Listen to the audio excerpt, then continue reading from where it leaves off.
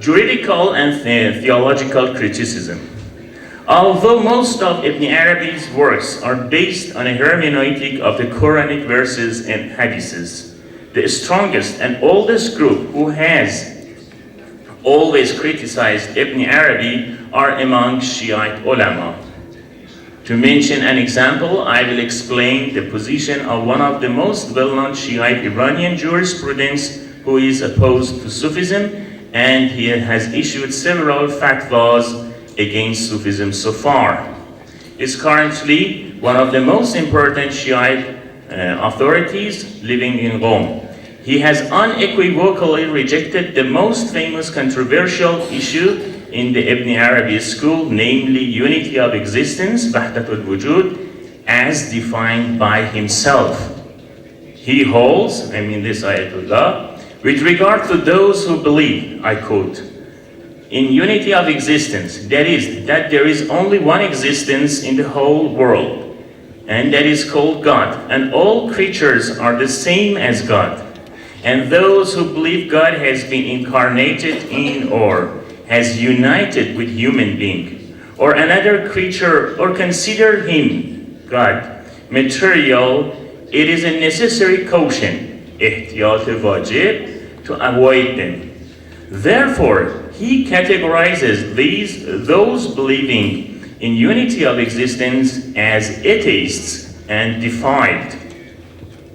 Contrary to this ayatollah, none of the great masters of Sufism believes in unity of existence as he interprets it.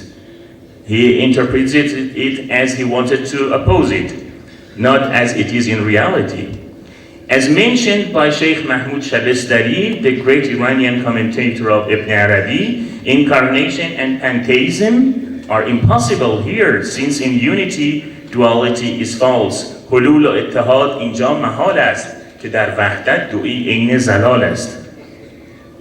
He has written a book called جلوه حق, meaning manifestation of truth, to reject Sufism. The author's tone is mostly mild in the first publication of this book, before revolution, while he has expressed some harsh criticisms against Sufism as well.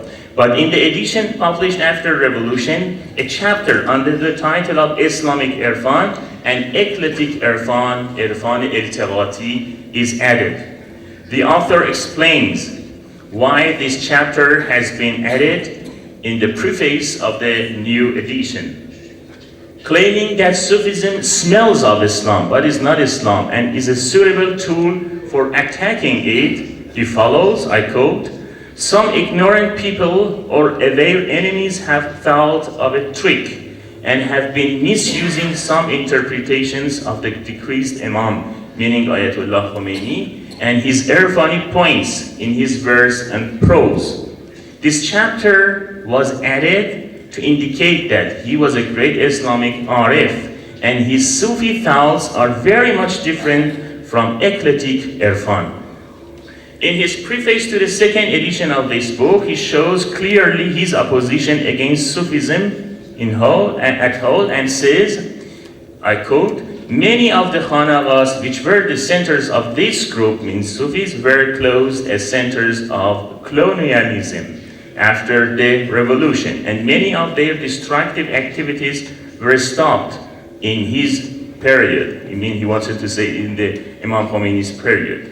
But what Ayatollah means by eclectic Irfan is Sufism, which to him is an eclectic way. The most important criticisms leveled at Ibn Arabi in the first publication of this book are: first, he was the most strict Nasibi scholar, anti-Shiite scholar. The second, he has gone too far on the issue of the unity of existence. More precisely, the author quotes from Musamaratul Abrar, written by Ibn Arabi, who has said Rajabiyun in Revelation see Rafizis as pigs. The author comments, in fact, Rajabiyun see their own faces in this way in the mirror of the Rafizis. Obviously, in order to avoid opposing Sufi ideas of Ayatollah Khomeini, especially those of Ibn Arabi, The author, in the second edition of his book, discusses unity of existence in a way that does not go against Imam Khomeini's ideas and at the same time does not correspond with Sufi masters' ideas, including Ibn Arabi. Thus, its completely vague and paradoxical tone. Literary criticism. The third group of the critics of Ibn Arabi in contemporary Iran are some of the professors of Persian literature. They evaluate Sufism merely in the light of literature and are not concerned with other aspects of it.